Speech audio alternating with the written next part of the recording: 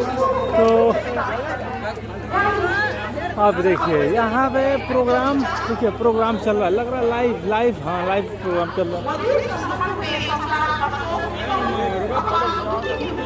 यहाँ live programme चल रहा है और वहाँ देखिए सब भी, देखिए ये देखिए अमर शहीद भारत लेनिन बाबू जगदेव प्रसाद कुशवाहा। क्योंकि भारत लेनिन कहा गया है, हमको लग रहा है बिहार का लेनिन कहा जाता था। इस चीज़ को हमको भी कंफ्यूजन है, अब क्या बताएं, जो भी हो, लेकिन यही है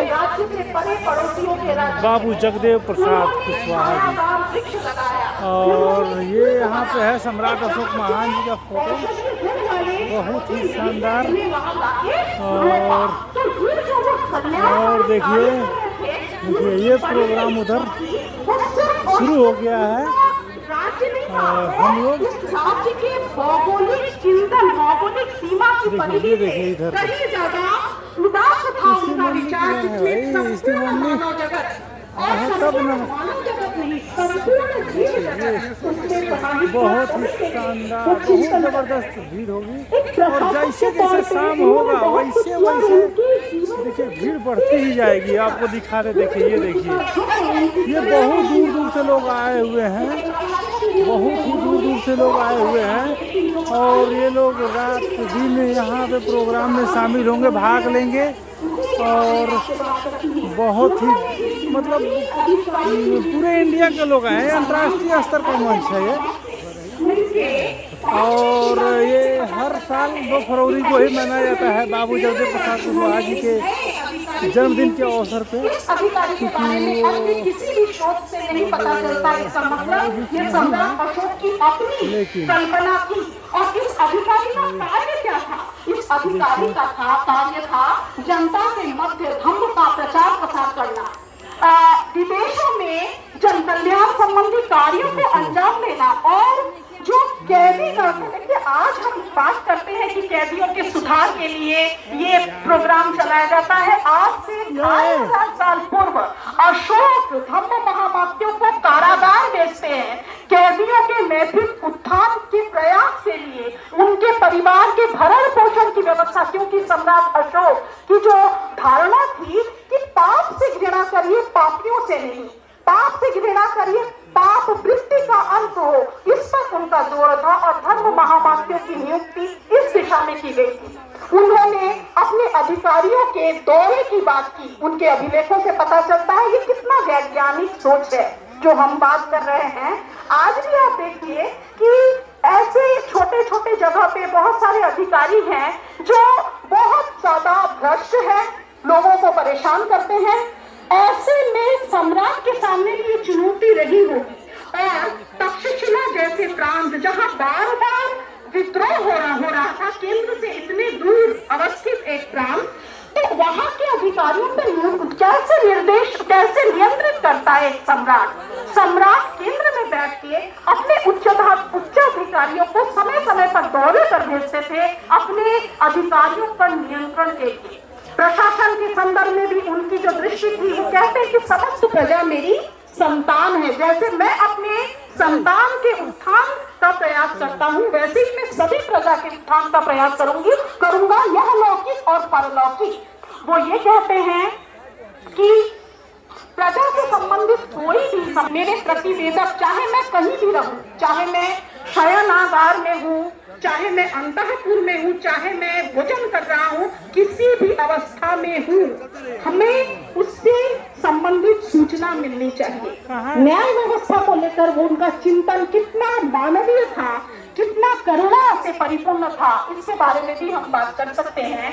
उन्होंने अपने पृथक दर्पण जो कि धौली और जौगढ़ से मिला, उसमें उन्होंने वहां के जो सिटी मजिस्ट्रेट, नगर व्यवहारक सिटी मजिस्ट्रेट को हिदायत दी कि न्याय के मामले में आप निष्पक्ष रहिए, जब भी न्यायदान करिए आप त्वरा, जैसे आज आप देखिए कि जो पुलिस के अधिकारी हैं अपना पदक बढ़ाने के लिए एनकाउंटर किए जा रहे हैं, बहुत ऐसी घटनाएं हम सुनते हैं। वो क्या कहते हैं कि आप त्वरा, जल्दबाजी में, हड़बड़ाहट में, निष्ठुरता से वशीभूत होकर कभी भी न्यायदान मत करिए। क्योंकि जब भी एक व्यक्ति को सजा मिलती है, सिर्फ उसको सजा नहीं मिलती, उसके साथ साथ उसका पूरा परिवार, उसके सगे संबंधी भी दुखी होते हैं। कितनी मानव परख थी ये विचार। और आज के परिप्रेक्ष्य में हम कहते हैं भारतीय न्याय संहिता में कि चाहे कुछ भी हो, किसी निर्दोष को सजा नहीं मिलनी चाहिए। ये विचार आज से 2500 वर्ष पूर्व सम्राट अशोक दे रहे थे।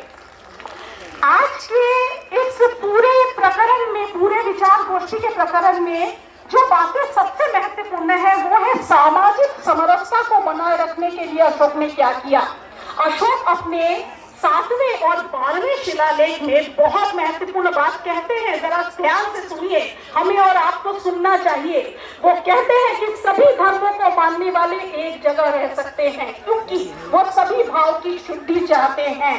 और हमें और आपको बहुशुद्ध होना चाहिए धर्म के मामले में। एक दूसरे के धर्म को जानिए, सुनिए, अकारण अपने धर्म की प्रशंसा और दूसरे के धर्म की निंदा मत करिए। आप वाक संयम रखिए। देखिए कितनी बड़ी बात कही। आज के विश्व में जब पूरा विश्व लड़ रहा है धर्म के नाम पर, वो सम्राट कह रहे हैं कि आप बहुशुद्ध बने। अगर किसी दूसरे के धर्म में भी कोई अच्छी बात है तो उसे लेने में परहेज कैसा, आप में वो ग्रहण करने की क्षमता होनी चाहिए। अशोक की धर्म नीति जो थी, उसने उसके विदेश नीति को किस तरह से प्रभावित किया, जो आज के विचार गोष्ठी की दृष्टि से बहुत महत्वपूर्ण है।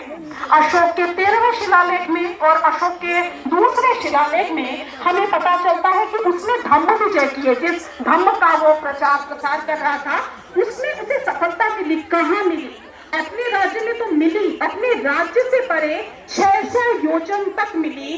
और वो बताता है कि पश्चिम में किन किन राजाओं के राज्य मिली। अंतयोग, अधिक सुंदर, दुर्मय, मग, इन राजाओं के नाम लेता है। इन सभी राजाओं की ऐतिहासिक पहचान हो चुकी है। इनमें से कोई मिस्र का राजा था, कोई सीरियन का राजा था, कोई मैसिडोनिया का राजा था, कोई सीरिया का राजा था। इन राजाओं के राज्य में उसने धम्म विजय की। इसका मतलब है कि उसने अपने दूत भेजे। और जैसा कि मैंने पहले ही आपसे कहा कि उन्होंने उन राजाओं के राज्य में भी जन कल्याण संबंधी कार्य किए। दक्षिण में उन्होंने उसे कहाँ सफलता मिली?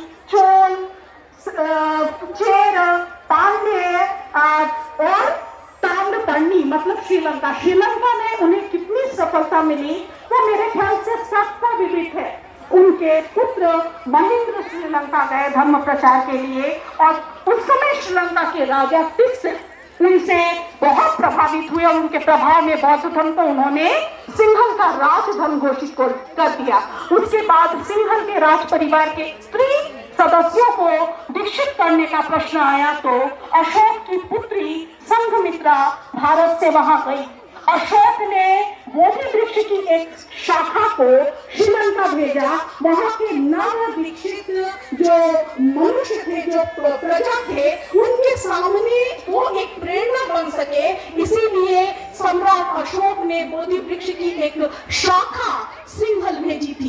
तो अशोक ने जो दूसरे राज्यों के साथ अपनी नीति अपनाई, वो नीति मैत्री, करुणा और मानवता के ऊपर आधारित थी। वो कहते हैं अपने लेख में अपने पड़ोसियों से कि आप मुझसे मत डरिए, आपको मुझसे सुख मिलेगा, आपको मुझसे दुख नहीं मिलेगा। ये था अशोक की परराष्ट्र नीति। और अपने इस नीति के माध्यम से निश्चित तौर पे उन्होंने बौद्ध धर्म को भारत के भौगोलिक सीमा के परे विश्व पटल पर पहुंचा दिया था। और आज बौद्ध धर्म एक अंतरराष्ट्रीय धर्म बना, उसमें सम्राट अशोक की भूमिका निश्चित तौर में सबसे ज्यादा उल्लेखनीय है। अंत में सम्राट अशोक के संदर्भ में मैं जो कहना चाहती हूँ वो ये कि बहुत सारे बड़े बड़े विजेता हुए विश्व इतिहास में, भारत के इतिहास में। नेपोलियन का नाम आप लोगों ने सुना होगा, जूलियस सीजर का नाम आप लोगों ने सुना होगा। ऐसे बहुत सारे शासक थे जिन्होंने सैन्य शक्ति के बल पर राज्य किया। कुछ समय उन्हें उनकी डंका बजी, लेकिन समय के साथ वो विस्मृत कर दिए गए, उनकी उपलब्धियां विस्मृत कर दी गई। लेकिन अशोक न केवल भारतीय इतिहास बल्कि विश्व इतिहास के एकमात्र ऐसे सम्राट थे जिन्होंने अपने धर्म आदर्श को अपने राज्य आदर्श पर आरोपित किया और पूरे विश्व जगत के सामने एक अद्वितीय मिसाल बनकर रहे, जिनकी कोई तुलना कोई नहीं कर सकता। कोई भी किसी के साथ हम अशोक की तुलना नहीं कर सकते। आज वर्तमान समय में